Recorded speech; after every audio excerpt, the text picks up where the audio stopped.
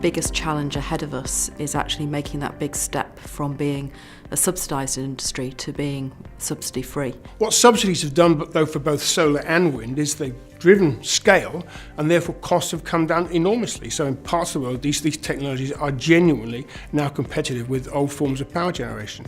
We are very excited about the opportunities for new solar plant to be built in the UK without subsidies. We think that the development will accelerate. In fact, we're already preparing to construct the first subsidy-free solar plants in the UK for the beginning of 2019.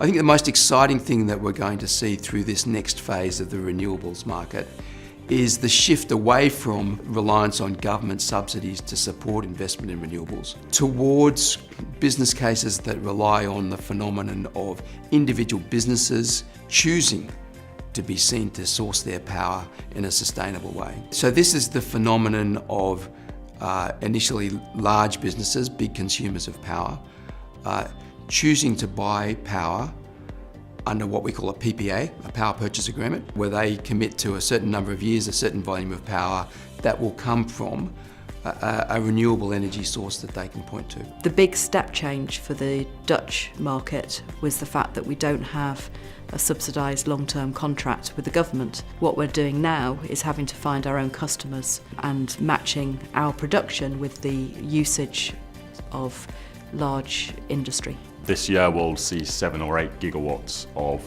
renewables capacity procured by the big corporates. Increasingly, you've seen big financial companies buying renewable power directly. You're developing actually a marketplace for corporates to go and buy power directly from renewable energy producers. And that's a big change from a totally government-driven, subsidised marketplace.